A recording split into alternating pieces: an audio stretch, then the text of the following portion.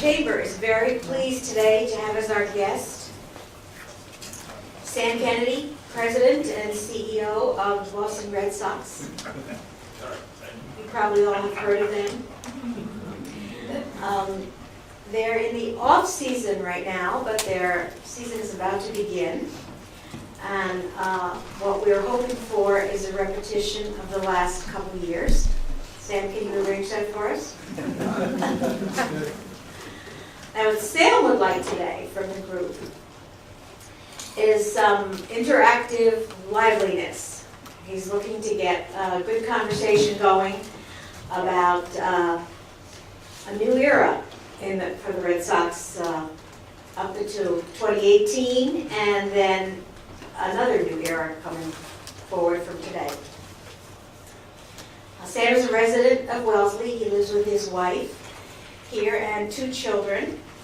He's very active in the community as on the board of the Wellesley Youth Hockey Association, if that's up to date, Sam. And no complaints about your kids' placement. And he has been a volunteer hockey coach for 9 years, so there's not much he hasn't seen and dealt with. I think one of the things that, besides all the World Series trophies that came home with him and his team, that we have noticed over the years and that he's responsible for is how many new entertainment offerings have been offered in Fenway Park. And many people who never went to Fenway Park for a concert can now do that, or see the Liverpool football team, and a host of other activities he's arranged. So without further ado, I'd like to just turn it over to Sam. Thank you very much. Thank you.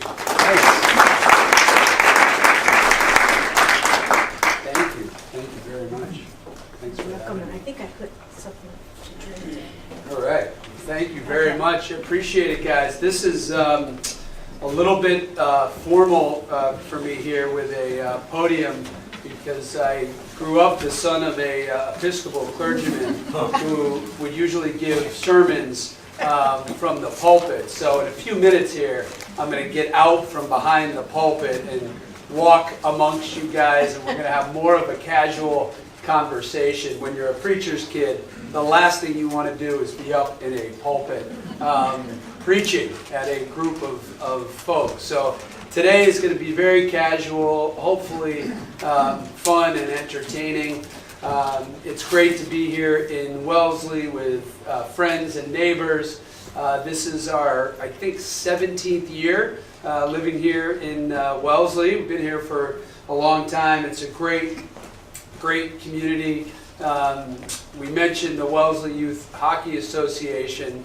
That's been a lot of fun. In fact, probably the most bonds and fun that we've had with our son and daughter, who both play ice hockey, has been getting to know other Wellesley families through the public hockey program. It's been terrific, and when we look back on our time here in Wellesley, we're always going to cherish those memories and the relationships that we built here in this great town. So we really appreciate that. And I think the last time I was in this room, I can say this because I'm not a Wellesley Little League board member, but the last time I was in this room, I believe, was for a Wellesley Little League draft, where kids were drafted onto Wellesley Little League baseball teams. And I can tell you the corruption that went on in that room.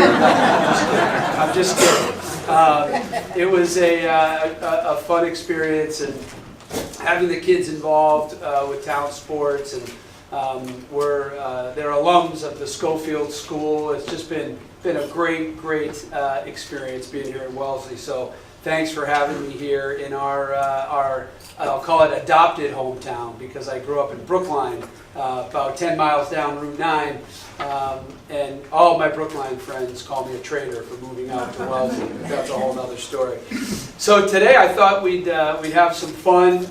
We do have a very short, brief presentation actually on Fenway Sports Group and so who we are as a company, and then I'll take you through just a few high-level swing thoughts, to use a golf analogy, for what we think about each and every day when we come to work at Fenway Park. We try to keep things simple and focused. That seems to be the easiest way to tackle most big problems and challenges facing organizations. If you keep it simple, and as the famous basketball coach Pat Riley always says, keep the main thing the main thing. I find that you have a better chance at success. It says on there, a new era of the Boston Red Sox. It's amazing. We've been here since the winter of 2001. We came in the winter of 01 when John Henry and Tom Werner acquired the team and the ballpark. And it's been a great 17, 18 years. But as you know, as I'm a native of Boston, I was born in the South End, grew up in Brookline. You don't really have native status until you've been here for like 30 or 40 years. So we still call the Red Sox, the new owners of the Red Sox, new, even though it's been nearly 2 decades. But it's been a great run, and I thought we'd give you a little overview of our business and then open it up for questions. And why don't I plant the seed in your head now? Maybe some of you have seen us with the Red Sox speaking out in public. So if you've seen this act before, I apologize, but we have fun with it even if it's a repeat performance. And that is our famous gift bag trick game. So here are the rules of the road. We're going to give a little presentation, and then you're going to have a chance to ask a question about the Red Sox or Fenway Sports Group, Nesson, Liverpool Football Club, anything you want to know about our business, about our baseball team, about how we operate. And if you ask a question, if you're bold enough to ask a question, you're going to get a gift from my colleague Carter Spears, who's with me today. And the gift will be directly correlated to sort of how friendly or complimentary your question is. Because we do get a lot of questions in our business, as you can imagine, that sort of take on a WEEI talk radio kind of snarkiness or negative question. So you can absolutely ask those questions, but I'll take this a step further. You are all very successful business people here in Wellesley, and so you probably understand the rules of the road, but let me just be clear. If you want to ask a question about the 2018 World Series champion Boston Red Sox and what that was like to be a part of that organization, maybe you'll get a Mookie Betts autographed baseball. It would work, right? But if you want to ask about our upcoming trip to the White House, we might have a keychain or a number 2 pencil. So you can decide what type of question you want to ask, and then Carter will decide what type of prize you're going to get. Okay, I see a lot of nodding. Everybody understands the rules of the road? All right, great. Well, why don't we dive in, Carter? Just a little bit about Fenway Sports Group. When I go out in the business community, I do get a lot of questions about the nature of our business and how we're structured. So I thought as a chamber you might be interested in Fenway and how we are structured. You can see Fenway Sports Group is our parent company. John Henry and Tom Werner are the managing general partners of this enterprise. They came together, as I mentioned, 2001. John had been in Florida with the Marlins. Tom had been out in San Diego with the Padres. And Larry Lucchino, who is my mentor and our great president and CEO emeritus now, had been with the Padres, and he brought a bunch of us back home to Boston, and that was in 2001. You see, that was the time when we acquired 100% of the Red Sox in Fenway Park and an 80% interest in New England Sports Network, or Nesson. Nesson distributes all of our games, all of the Bruins games, into about 4.5 million households throughout New England on a year-round basis. It's a very, very healthy business, and frankly, a lot of the growth and new business ventures that we've gotten into have been financed largely due to the success of the Red Sox and our real estate, but also Nesson. So we can talk about that as we get into the presentation. We started Fenway Sports Management in 2004, excuse me, as a way to look for new and different businesses to grow and diversify out of cable television, out of Major League Baseball. That led us to the acquisition of some real estate, not only in the Fenway neighborhood, but in Southwest Florida around our spring training complex as part of our deal to build JetBlue Park.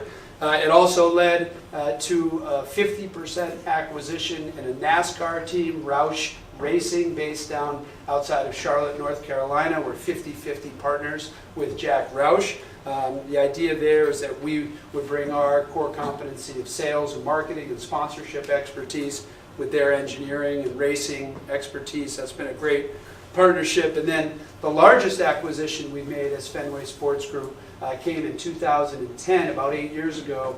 We acquired 100% of Liverpool Football Club, which is one of the world's largest or most followed soccer teams. They play in the English Premier League. And while they're 4,000 miles away from us, we're able now, through technology, to distribute those games throughout the United States. We have a partnership with NBC, and it's really been fantastic to work in another sport, in another league. So if you look at Fenway Sports Group as a business and the underlying assets that make up Fenway Sports Group, you see they all have one thing in common. They're in the sports and entertainment field. They have loyal, passionate fan bases that follow them, and they are a bit diverse, given that you've got baseball and exposure to hockey through Nesson, and soccer through Liverpool, and auto racing through Roush. So if you were an investor, you would see that we're focused on what our core competency is, which is running sports and entertainment companies. But they are diverse in that they're in different sports and entertainment fields. So there is still a lot of growth opportunity for Fenway Sports Group, whether that's in North America or elsewhere. We're constantly looking and evaluating what might be next for us. The National Football League has just relaxed its cross-ownership rules, so it's possible that one day we could consider an investment in football, in North American football. You see, we don't own an arena or an NHL team or an NBA team. That might be a path forward for us. So we see the road ahead as ripe with growth for Fenway Sports Group. My responsibility day to day as president and CEO of the Red Sox is to make sure that we're focused on that business, and each and every company, I have a counterpart, and we all report to John Henry and Tom Warner on our respective businesses. So that's a little bit about how we're structured. We'll move to the Red Sox. I just wanted to talk about, at a high level, how we think about our business, and then we can get into the famous gift bag game, and you can start your questions. So there's three things that we focus on each and every day. And again, I think if you're focused and really try and simplify things, it can help you as you're making really, really difficult decisions, because you're always balancing that short-term, long-term conflict. Those two are not always aligned. And as we think about what faces us, if we're really keeping the central three goals in the front of our minds, we think it'll help you solve for doing what's right for the long term. So obviously, if you're in the sports business, you want to win. And you want to work for an organization that is committed to winning.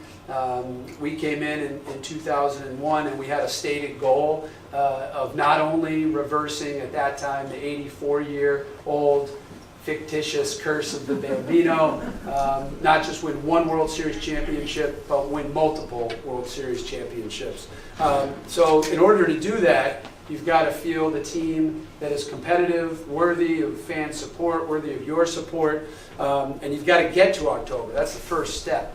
We recognize we might not win a World Series each and every year. That's not realistic. But we do think that we have the resources here because we have such incredible fan support that we can play baseball deep into October each and every year. We've had some years have gone fantastically well, and other years have gone fantastically bad. But that is the goal, is to play baseball in October, get into the playoffs, and then hope that you are built for a deep World Series victory and a run into October. So John Henry, Tom Werner, their partners, they are in this to win baseball games. I always like to stress that, because above all else, if that isn't your goal, running a professional sports team, you should get out of that professional sports team and let someone else do it, because the fans deserve an ownership group that is committed to winning.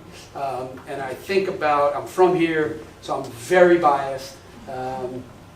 Went to Brookline High School in the mid to late 80s, and we did not have this culture in New England and Boston of winning championships. It's remarkable. The Kraft family deserves all the credit for starting this really amazing, nearly 20-year run of Super Bowl championships and Stanley Cups and NBA championships. You've got all 4 sports teams, really 5 teams with the Revolution, with ownership groups that really, you can criticize them and question them, of course, because we all make lots of mistakes each and every day. But these are 4 ownership groups that really want to win. And as a sports fan, as a kid who grew up here, that's what you want. I had a chance to work, believe it or not, early in my career for the New York Yankees. Working for George Steinbrenner, you learn what it's like to work for someone who wants to win, almost more than anything in his entire life.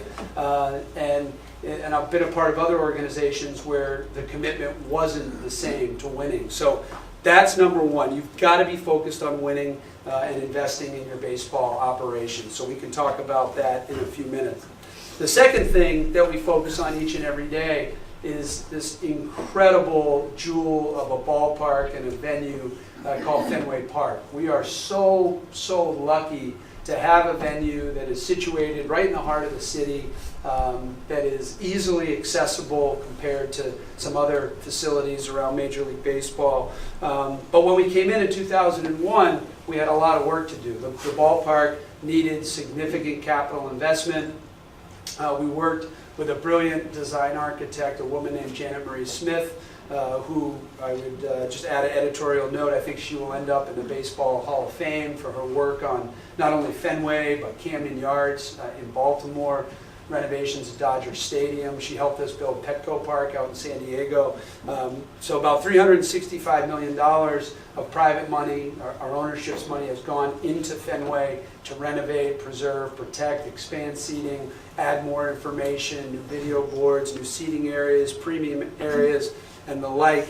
And as part of that process, we've tried to bring new offerings, whether it's soccer games or ski jumping events, concerts, college football, high school football. We've had the Wellesley Needham high school football game at Fenway. We've had outdoor ice hockey for men, for women. We've had sled hockey there. We try to open the ballpark for events so everyone can participate in what's going on in Fenway. Open it up, make sure it's as inclusive as possible, and do different forms of entertainment. Because Fenway is such a jewel, and it shouldn't just be open for 81 games. It's a year-round venue, and we've tried to market it and operate it as such. So that's the second thing we think about each and every day. And then the third thing is trying to be active participants in the New England community and giving back to this incredible community that gives so much to the sports teams and supports the sports teams in such a loyal way. We established the Red Sox Foundation. One of the first things we did when we got here in 2002 was to start a foundation that would focus on our central mission, which is improving the lives of men and women who live here in New England in a few different pillar program areas. One is our 70-year partnership with the Dana-Farber and the Jimmy Fund. You're probably well aware of that partnership. We've expanded on that.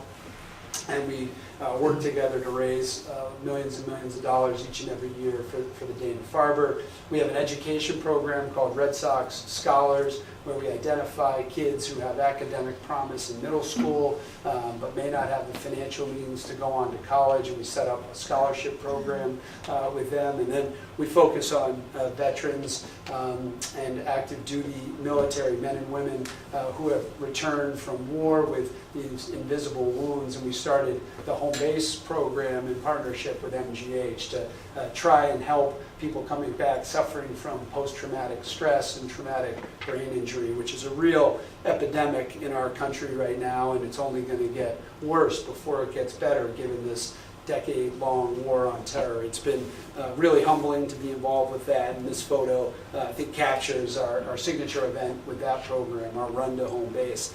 So if we can focus on those three things, a winning baseball team, a great venue, great facility that is more than just a ballpark, and focus on giving back to the community as we tackle challenges and issues each and every day. If you look at them through that lens, we find that for the 330 men and women that work at the Red Sox organization, and then the 2,000 plus day and game staff, part-time employees, if we look at those sort of three simple goals each and every day, then hopefully we'll make more proper and right decisions than wrong decisions, and hopefully we can keep this thing going, which has been great for 18 years.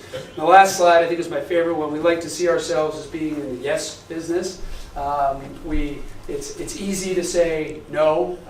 It creates less work and maybe not as much effort on behalf of the front office, but we try to say yes in every way possible to our fans, to our players, to our broadcast partners, to our sponsors, to the members of the media. We try to be as accessible as possible. We like to try new and different ideas, and it's a culture that we certainly have not perfected, but it's something that we strive for each and every day. We love being in the yes business because at the end of the day, we are fortunate to work in sort of what we call the toy department of life, professional sports. You all work in what I would say are real businesses, in law firms, real estate development, whatever it may be. We're very, very lucky to be in professional sports, and we can have a profound impact on people's lives if we say yes to different requests and needs that they have. So that's a little bit about how we sort of think about operating the Red Sox. Again, it's been amazing to be a part of this organization for 18 years. I have seen the lens of other teams, whether it was the Yankees in another big market or the San Diego Padres, where I worked for 6 years at a small market.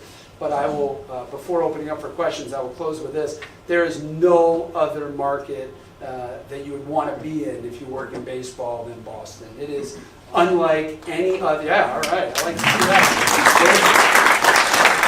It really, and it sounds sort of trite to say that, but it's true. And especially being from here, it sounds like I'm very, very biased, which of course I am.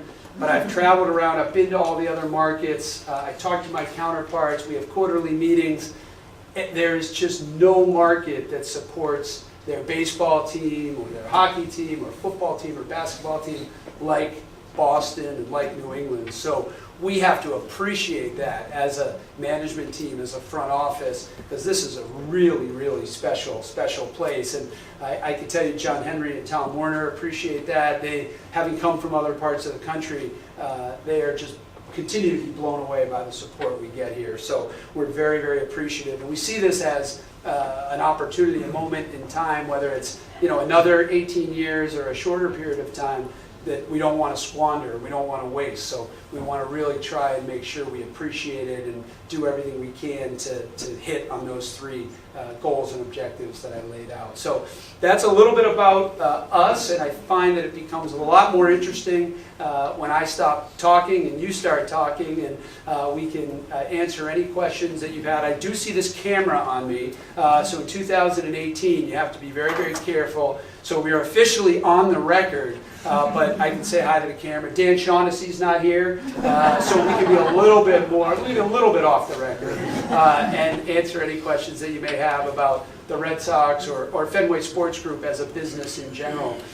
And I'll get out from behind this microphone now, and we'll have it be a little bit more active or interactive. The one thing I would say is I would like to know your name and where you're from and what your business is, and then your question. Great, yes ma'am, right here. Oh, right here. Great. I'm Betsy Millane. I'm a realtor in town. I'm with Keller Williams. And I wanted to know, because you touched upon this, you're right. Boston fans are amazing. What can Boston fans do to get you to October? Great question. And that falls in the very positive. No keychains or number 2 pencils for you. Great.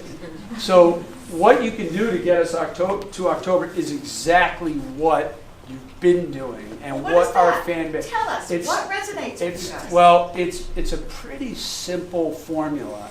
And I say this all the time, you know, our ownership group is comprised mostly of New Englanders and people who got involved with the Red Sox because of their love and passion for the Red Sox. John Henry and Tom Werner are no different.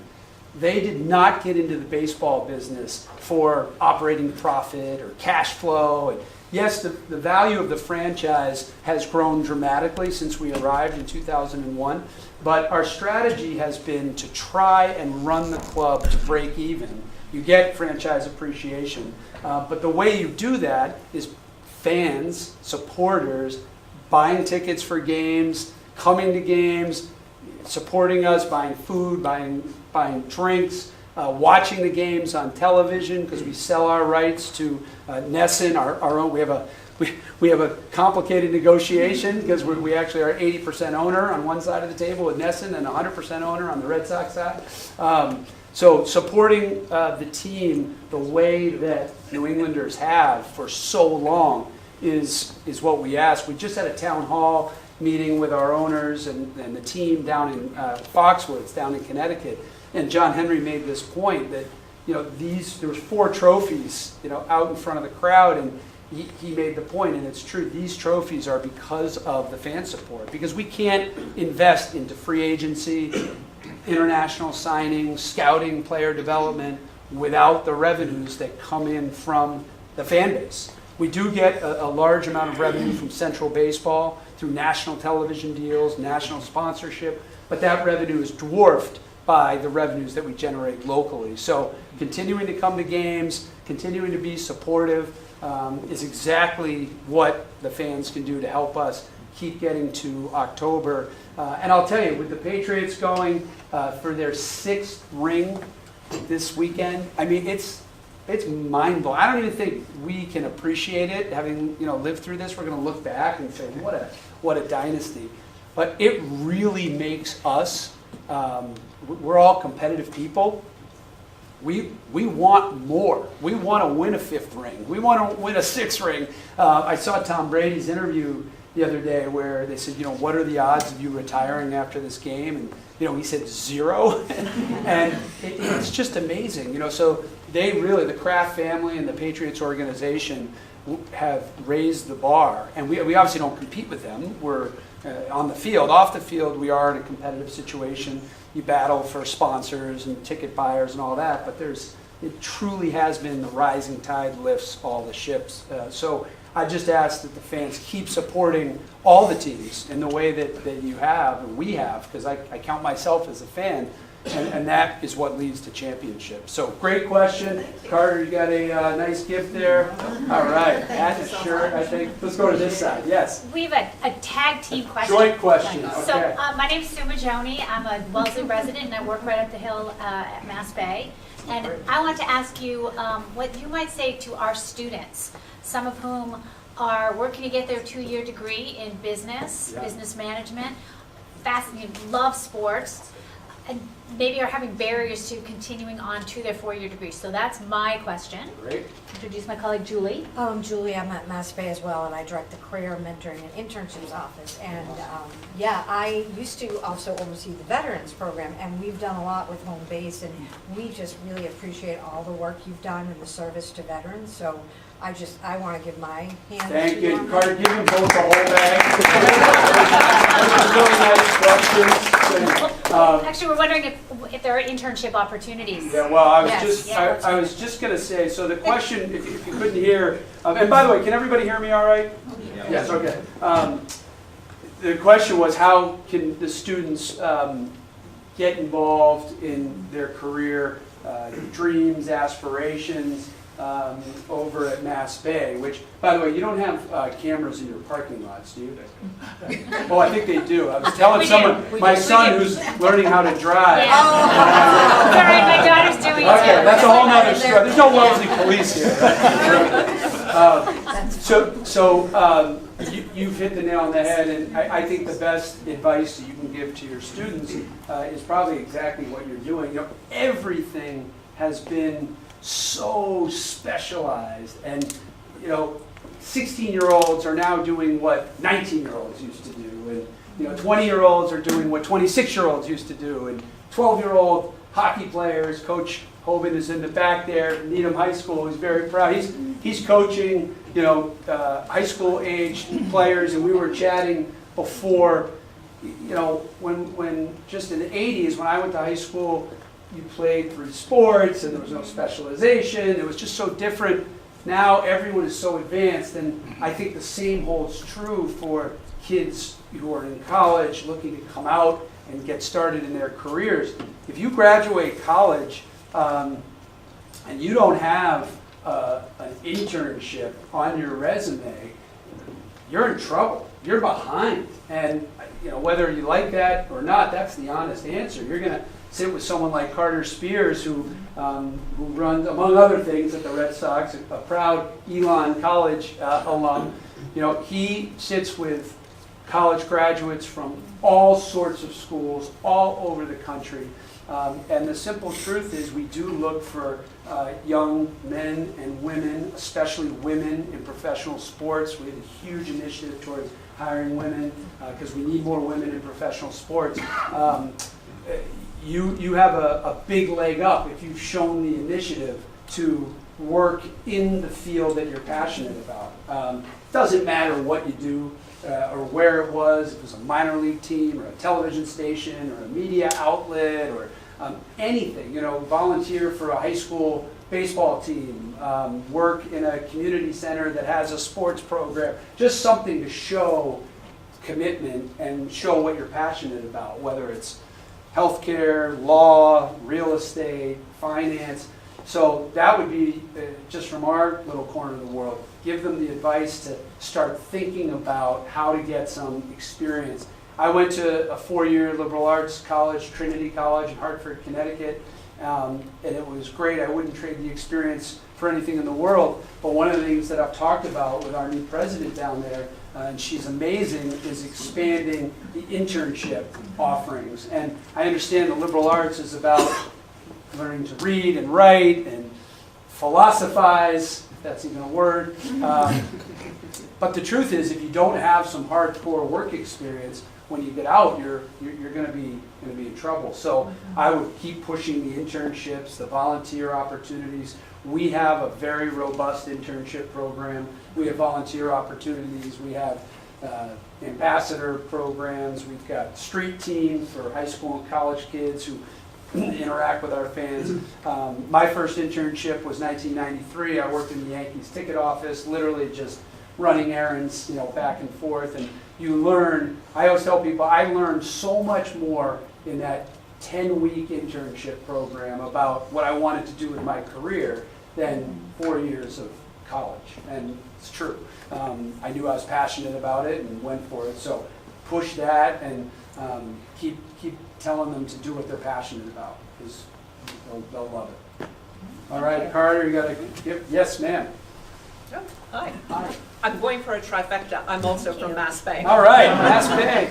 Got to keep those questions. My name's Cora Miller, and I'm the Director of Corporate Partnerships and Workforce Development. But my question is a little different. So first of all, thank you for being a point of pride for New England. It feels really good to be a New Englander with, such a winning team. So again, thank you. Appreciate that. You don't even have to ask a question. I'm working for the signed baseball. Yeah, Let me yeah. just put that out there. So my question is, as a fan, I want easy access. I want to be able to park my car as far away as I can and take public transportation easily and conveniently to my favorite games and concerts and everything Yeah. else. The MBTA has some challenges, we know that. Thoughts, ideas, has your organization ever been approached to be a conversation partner in that grand scheme of how do we get this, how do we get public transportation for the city a little more, better, more workable, all of those things. If I could figure out the MBTA, I think I would choose to become commissioner of baseball first, and then I think that's a harder challenge. Yeah, it's really, really tough, and there's obviously challenges at the MBTA. You're talking to a kid who grew up on the Brookline Village T stop, took the D train everywhere I needed to go. We didn't have cars. There was no such thing as Uber or Lyft, right? We rode the T. We jumped on the back of the T. We rode for free. We did it all on the T. My dad taught us how to ride the T. We took buses. I took the number 66 bus up and down Brookline Ave. I'd go to downtown crossings like nothing. So I grew up on the T. We actually have, as difficult as it may seem, compared to other sports venues around the country, we actually have very good infrastructure with the commuter rail station, the $55 million commuter rail station that didn't exist right at Fenway, which is 400 feet from the main entrance to Fenway Park, which has been a game changer for us. That came online about 11 years ago. I mentioned the D-line, Kenmore Square and Fenway. We've got bus access. You can walk and go to other branches of the MBTA. But where it all fell apart for me was the bid for the 2024 Olympics. To me, that was so disappointing that fell apart. I'm sure there's people who are for the Olympics, against the Olympics. You may be surprised to hear that as a person who's been in sports his whole life, I was for the Olympics. I thought it would have been incredible to highlight Boston and New England in this region. But we had that horrific, 8 weeks where there was a storm like every single day and the T kept breaking down. And from a PR perspective, it sort of just killed everything. So you're talking the language of my dad and Mike Dukakis, who are good buddies, and they would love to see the T improve. I definitely do not have the answers to improving the T or the MBTA. But you're right, public transportation to a sports facility is critical. That was one of the reasons why, when we were in San Diego in 1996, we campaigned hard and successfully to move our ballpark stadium from Mission Valley to downtown San Diego, where we had great access for public transportation. So Fenway is actually pretty good and well situated, but the improvement is needed. And Seth Moulton will tell you we need to connect North Station, South Station. But again, those are questions way above my pay grade, but it is necessary. So I appreciate your question, and you should give her like a decent prize. Let's go over to this. Let's go over to this side. Yes, sir. Thank you. Yes, sir. My name is Kevin McDonald. I'm a Wellesley resident and also the founder of Keenect Up, a company based right here in Wellesley. What's the name of the company? Keenect Up.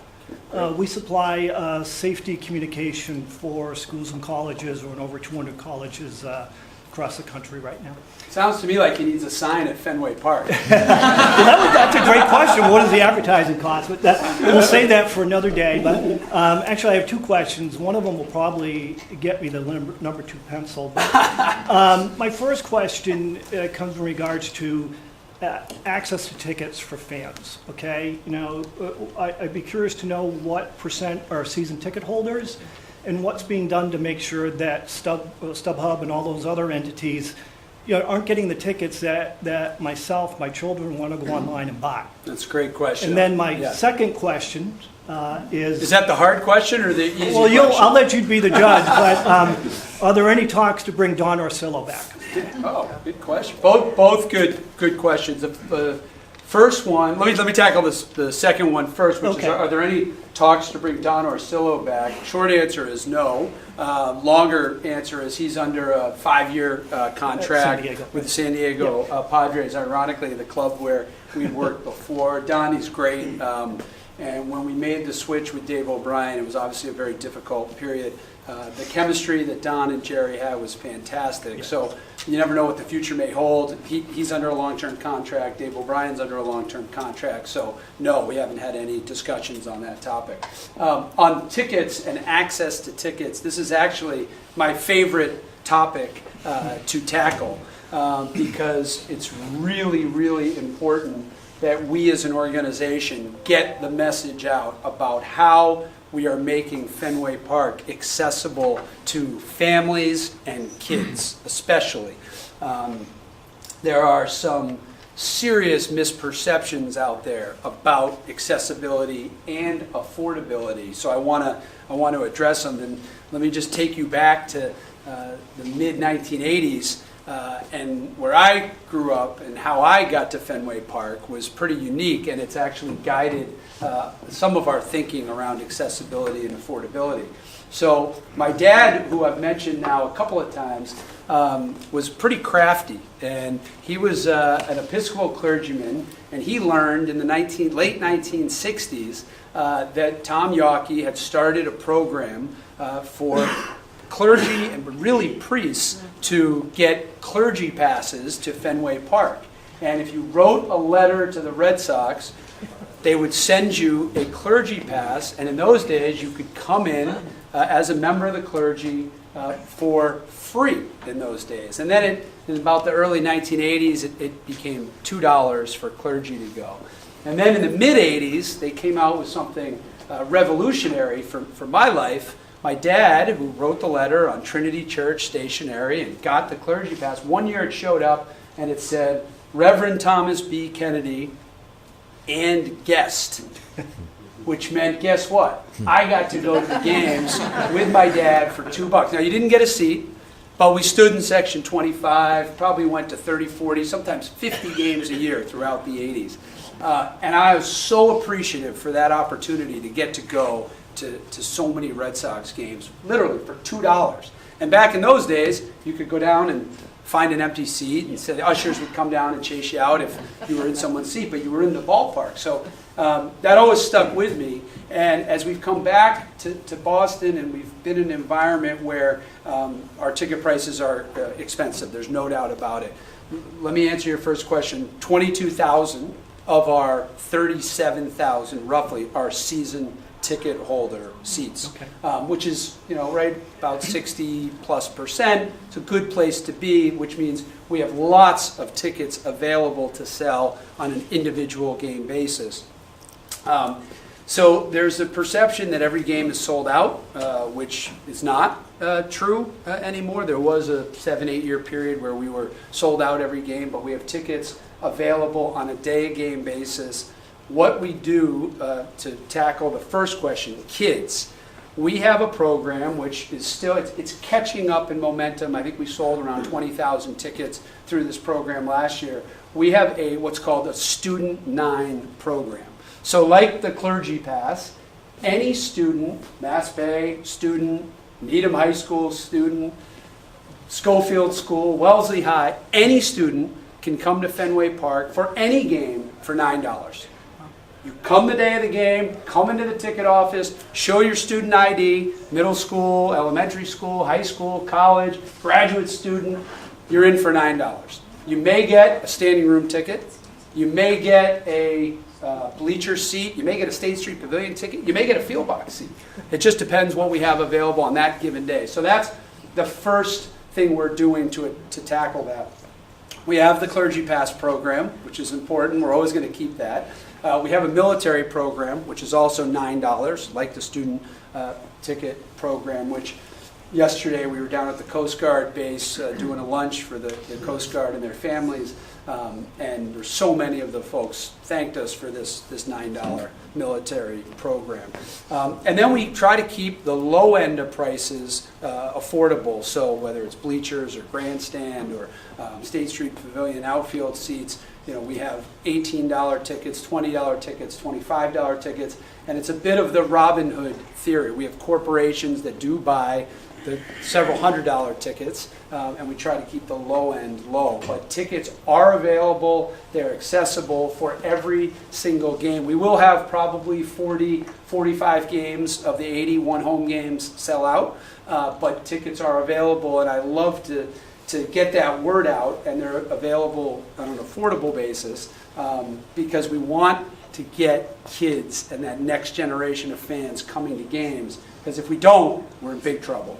We're in big, big trouble. If we look around the stands and it's all people, adults, older people, we're going to be in trouble. It's great, and we love that fan base, but we've got to get kids in to Fenway, and we see it at Fenway, thankfully. But you go to some other markets and you don't see as many kids, so that's a huge, huge push for us. One area we've really liked, and as a group went in, is we'll get the Monster standing room only seats, which I think is one of the best That's great. deals at Fenway, right? Yes. And now this year, we already went to our game this year, but you opened up that little bar in the back there. Yeah. And the day we went, you had the 3 trophies were there for everybody to get their picture. Sure. So just a nice fan. It exceeded our expectations as fans, I think. That's great to hear. Well, thank you. Well, he asked about ticket prices and Don Orsillo, but I appreciate it. So give him a really nice hat. That's good. Let's go to the back. Yes, sir. Yes, sir. Your hand up. Thanks. Appreciate it. Advertising agency and former chairman of the board and current membership chairman of the chamber. And I have 2 questions. What is the likelihood of the Red Sox carrying 3 catchers again? And what are your expectations for Dustin Pedroia and how much he could contribute this year? Great questions. Thank you. We think everybody could hear it. The first one on 3 catchers. I don't know is the honest answer, but my gut tells me there may be a possibility that one of the 3 catchers could possibly get traded before our opening day game in Seattle. It's going to be interesting. The market has really slowed again. There's a changing market dynamics in free agency. The world seems to be waiting for the Machado and Harper outcomes, and we'll start to see more moves. But we've got a few guys at the minor league level. I think, to move on from Blake Swihart or Sandy Leon or Christian Vasquez, the 3 catchers on our roster, it just seems painful and unthinkable given how great the year was and how each of them contributed and what we see, especially for Blake, for his trajectory. So you really don't see a lot of teams with 3 catchers on the roster. So my guess is there'll be a lot of inquiries as soon as the market starts to pick up here. Remember, we didn't sign J.D. Martinez until late February. So I think you might see the market start to pick up here in February, but it is certainly a possibility. And then Dustin Pedroia, who, by the way, has moved into, just personally, my all-time favorite Red Sox player, just given his attitude and his God-given abilities. He's got great hands, but as you know, he's a little fella. Put that on film. Certainly not very good-looking, but his heart and soul, he's unbelievable. He's turned himself into a major league player through work and determination, grit. He's just unbelievable. He's gone through a really, really, really tough surgery where he's had not a knee replacement, but he's had the cartilage in his knee replaced. They took cartilage from a cadaver and put it into his knee joint. There's not a ton of literature around professional athletes recovering from that surgery. You saw him try to come back last year. It was obviously too soon. He had a little bit of an issue where some of the cartilage broke off, so that put him back on the DL. They had to go back in and clean it out. he has been sending us video, cell phone video of himself hitting. He's got this home in Arizona, which is hilarious. It's half baseball cage and training area, half home. So he literally doesn't leave his house. He just works out and hits and lifts and does sprints. And so he's been sending videos of himself in the cage doing baseball-related movement. And he, as only Dustin Pedroia says, I'm ready to go, I'm ready to go. So we have our fingers crossed, we're cautiously optimistic, but we know that he's battling back from a really, really tough surgery.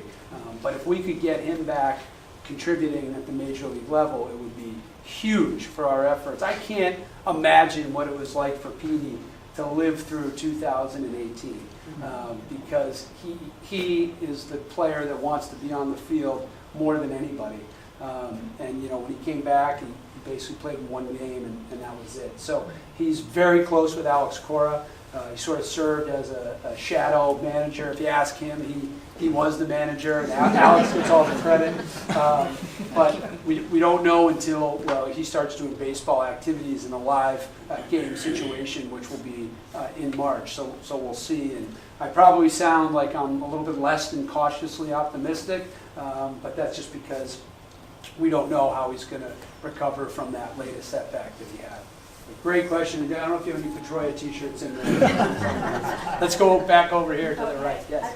I'm Patty McGlynn, McGlynn Clinton Home Insurance, and I have a comment and a question.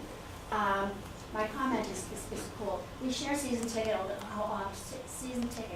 with a really good friend of ours, and our tickets are fabulous. They are right next to third base, right behind the visitor dugout, which is great as far as the seats go. But when we were at a Yankee game, not so great. They're kind of crazy. Give her anything negative about the Yankees. So we're at the playoffs, and Jorge Posada is sitting right in front of us, wearing his ring from 09. And so at the end of the game, he turned around and said to us, "Yeah, Fenway's a nice little ballpark." And we said, "Yes, it is. It's a great park. We love it here." And he said, "Well, I hope we don't see you here again." And I said to him, "Don't worry, you won't." That's and great. We didn't. And we didn't. We didn't. That's great. And my question is also, I love David Ortiz. I was accused of being a stalker for my husband. And I'm wondering, is he still involved and to what degree? Great question. So thanks for the Jorge Posada anecdote. I love the Aaron Judge, walking by our clubhouse playing New York that night. I happened to be standing right there, and he was blaring it right in our face. There was no doubt about it. That was a tough trip down to New York, just given what what everyone was saying, and it was so great to beat the Yankees. God, I love that. But David Ortiz he's a member of the organization. It's funny, he retired in 2016. Everyone knows the type of season he had in 16. The guy, he could still hit today. There's no doubt about it. He's just got bursitis in both heels. He feels great. He just can't be on his feet for as often as required to play at the major league level. But there's no doubt in my mind that he could still play and hit. I'm like you. I'm a bit of a stalker. I love the guy as well. When he retired, we met with him and his agents and Tiffany and the whole family, and we actually made a deal with him where we gave him a lifetime contract.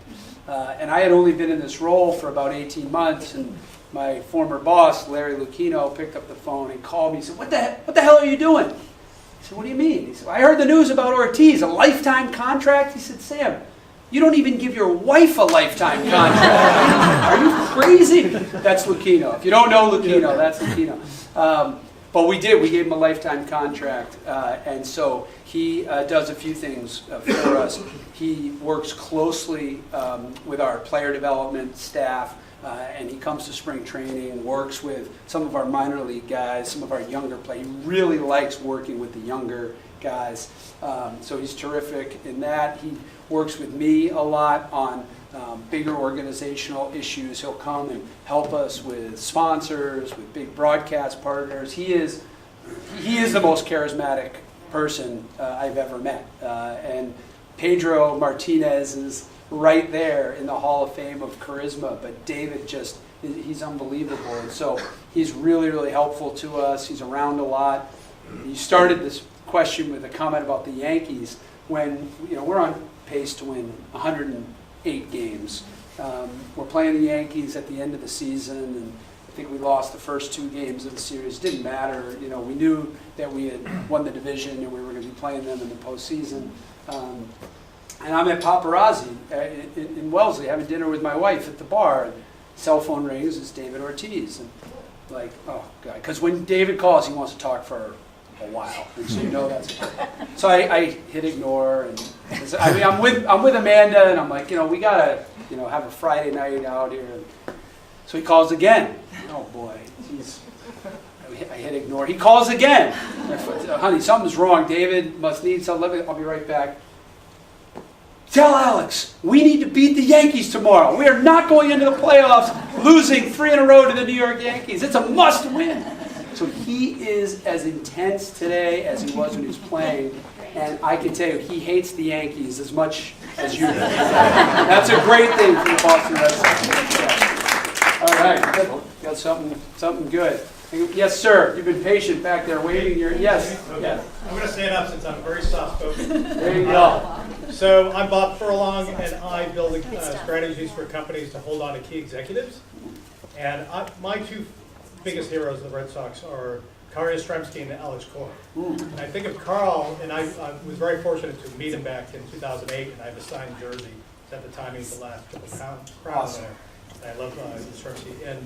And how do you, and he was a lifetimer for the Red Sox.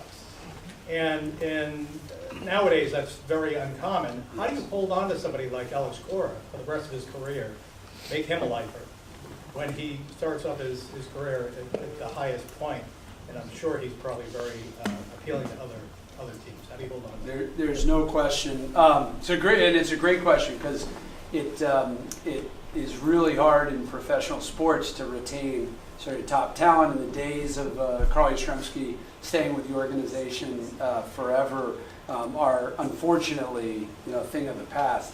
The first thing you can do to keep Alex Cora is what we did on November 1st, which is we walked into his office and we ripped up his contract and we did a new deal with him. So that was helpful.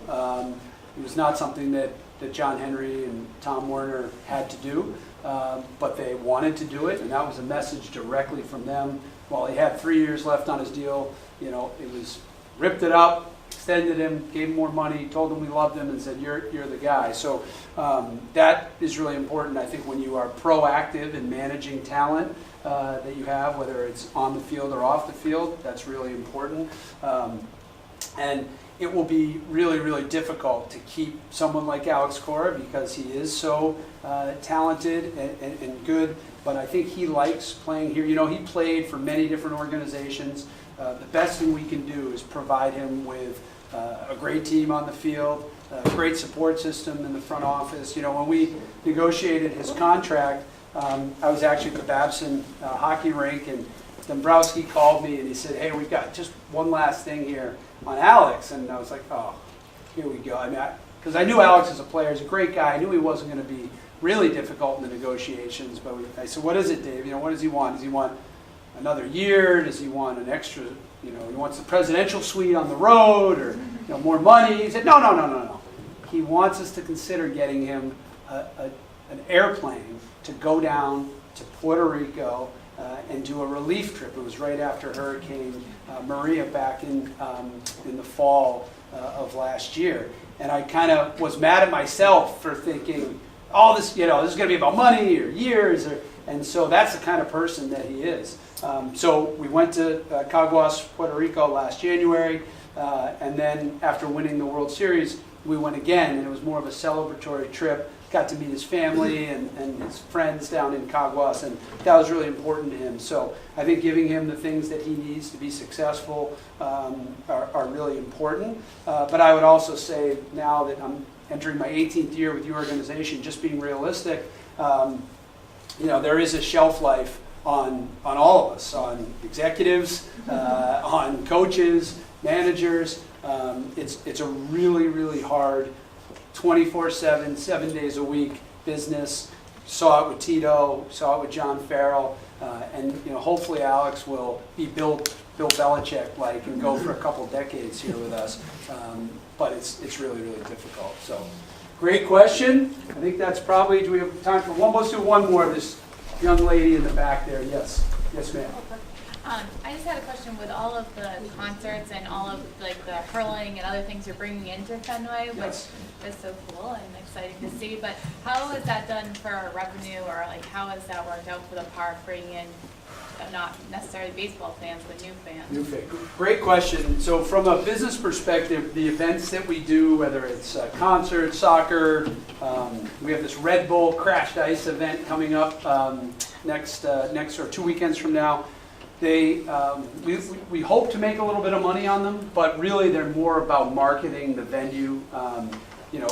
We don't even gross close to what we make on a baseball game or what we generate for a baseball game. That said, the revenues, if there is any profit, we get to keep. We keep the non-baseball revenue, whereas the other revenues we share with the league. So there is a business benefit to that. But you nailed it. It's really about marketing, bringing in a different demographic of people. Maybe you have a fan of a concert who, Tom Petty or Justin Timberlake or Pearl Jam, whoever, who may say, I've never been to a baseball game, I'm going to try Fenway. And someone who goes to a snowboard and skiing event may want to come to the ballpark and check out a baseball game. So that's really the strategy behind the non-baseball events. And we love doing it. It does get hard when you try and do things in January and February with the weather around here in New England. But to make Fenway a year-round destination really has been part of our goal. So great. Well, I think we're right at our time. We'll close on that one. Thank you guys very much, and thanks for supporting the Wellesley community.